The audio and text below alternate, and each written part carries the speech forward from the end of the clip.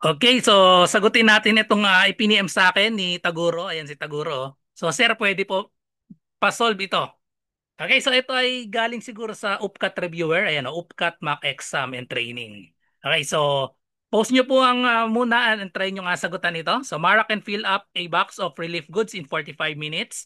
After 20 minutes, Daphne played a prank on him and so dapat on her ito, and she started removing stuff from the box. Shine saw this after 10 minutes and decided to just help Mara. If Daphne can remove all the stuff in the box in 1 hour, but the box got filled up at exactly 70 minutes after Mara started, how long will it take Shine to do the job alone?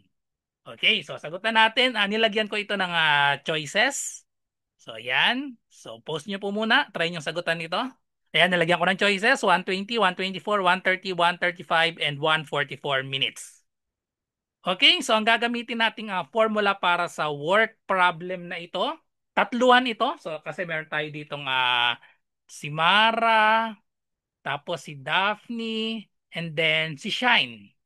Okay? So, ang pinakamagandang gamiting formula dito sa work problem kasi maraming formula. Pero ang pinaka-best na gagamitin natin dito ay yung time spent ni A over rate ni A plus time spent ni B over rate ni B plus dahil tatlo sila, Mara, Daphne, and Shine. So, time spent ni C over rate ni C is equal to 1.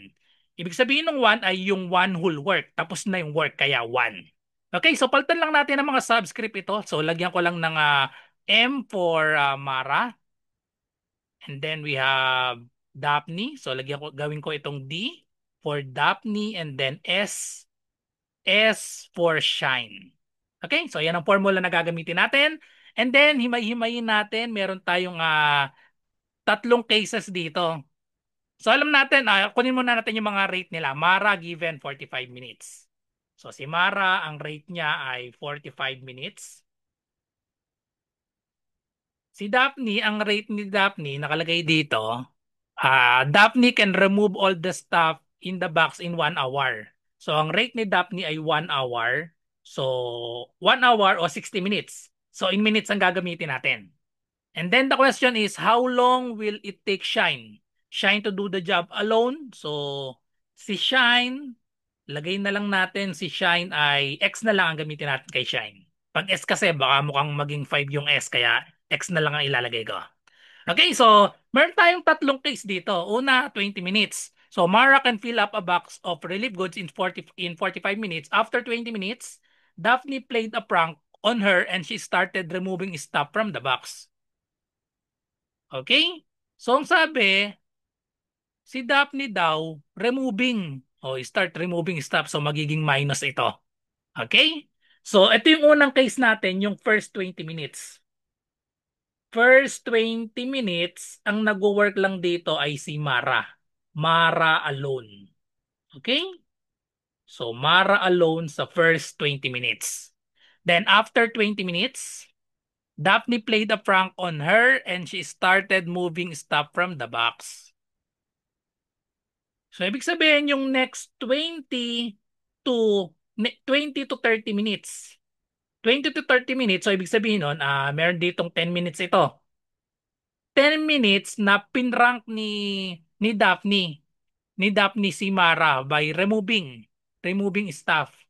So, ibig sabihin, itong 20 to 30 minutes, ang nagtrabaho dito si Mara, tapos minus si Daphne. Minus kasi nga, nire-remove niya. So, si Mara at si Daphne dito. Sabay sila. Okay? Tapos, after 10 minutes,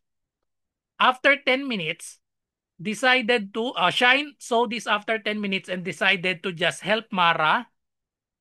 If Daphne can remove all the stuff in the box in 1 hour, but the box got filled up at exactly 70 minutes. 70 minutes, so nawala yung S dito.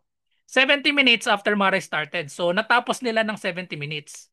Ibig sabihin yan, dito, simula dito 30 up to 70 minutes, tatlo sila. So si Mara, tapos si Daphne, tsaka si Shine, sabay-sabay na sila. Tsaka si Shine, nagtulong na sila. Bali nagtulong si Mara at si Shine habang si Daphne ay nagpa-prank. So nagre-remove siya. So minus si Daphne. Okay, so therefore 30 to 70 minutes ito. So meron tayong total dito na 40 minutes. So ngayon, alamin natin isa-isa yung ilalagay natin dito. So ang rate ni Mara ay 45 minutes, so over 45. Ilang minutes nagtrabaho si Mara? Si Mara from the start, 20 minutes, 10 minutes, tapos may 40 minutes. So from the start, nagtrabaho si Mara, wala siyang tigil. So therefore, total niya ay 70 minutes. Okay? Plus si Daphne, so minus dahil nire-remove niya yung staff. So ang rate ni Daphne ay 60 minutes. So lagay natin dito over 60. Ilang minutes naman nag-prank si Daphne? So nagsimula siya dito sa 20 minutes. 20, so meron siyang total na 10 minutes plus 40 minutes. So therefore, we have 50 minutes. Plus, si Shine, hindi natin alam yung rate ni Shine. Lagyan ko na lang ng X. Ilang minutes nagtrabaho si Shine? So nandito lang si Shine sa 30 to 70 minutes. So 40 minutes. So lagyan natin dito ng 40 over X equals 1. And then, yan ang ating working equation. Just solve the value of X. Okay, so just solve the value of X. So ang gawin lang natin dito ay simplify natin. So, i-simplify, pwedeng i-lowest term itong 70 at 45. I-divide natin parehas sa 5. Okay, so divide parehas sa 5. 70 divided by 5 magiging 14. 45 divided by 5 magiging 9. Minus 50 over 60, so divide by 10 or i-cancel lang natin parehas yung 0. So, meron tayong 5 over 6 equals 40 or this is plus 40 over x equals 1. So ngayon, meron na tayong rational equation dito. Tanggalin natin ang denominator, 9, 6 at x. Kailangan nating i-multiply both sides of the equation by the LCD. LCD of 9, 6, and x. So ang LCD ng 9, 6, 9, 6, and x ay, ano ang LCM? LCM niyan, 9 times 6, 54. Or meron bang mas 3 times 2, pwede pala 18, 9, 6, and x, no? So, pwedeng 18. Multiply natin both sides by 18x. 18 LCM of 9 and 6. Okay? So, ngayon, i-distribute na natin. Unahin natin yung divide. 18 divided by 18x divided by 9. So, that will be 2x times 14. So, 2x times 14, we have 28x. Distribute natin dito. So, unahin natin yung divide 18x divided by 6. So, meron tayong 3. 3x times 5. So, magiging minus 15x. And then plus, distribute natin dito. So, makakancel lang yung x. So, magkaroon tayo ng 18 times 40. So, 18 times 40, that is equal to 720 equals 1 times 18x is 18x. Then, pag sumasamahin lang natin yung mga x. So, ito muna.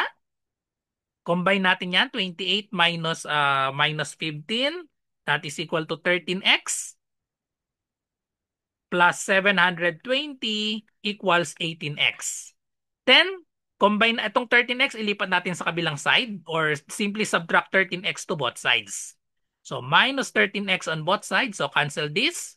So, therefore, we have, so dito natin ilagay, 720 is equal to 18x minus 13x, that is equal to 5x. And then last step, to solve for x, divide both sides by 5.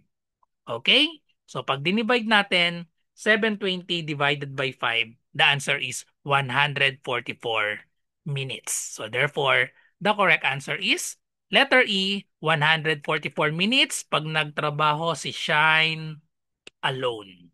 Okay? So ito yung mga example ng work problem na hindi pwede yung shortcut. Kasi may shortcut tayo sa work problem, yung product over sum or product over difference. So pag ganitong type ng problem, ang gagamitin nating formula ay ito. Time spent, so in total time na in-spent ni Mara over kanyang rate. And then ito, so yung formula pala natin dito minus ito. Yung general formula plus. So gagawin lang nating minus kapag gawa nga nito remove. Kaya naging minus si Daphne. Okay? So yan, ang pinaka-best. Laging equal sa 1 kapag work problem. Ibig sabihin ng 1 ay nakumpleto na yung job.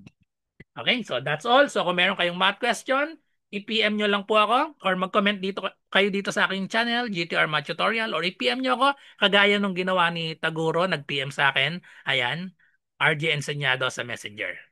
So thank you for watching.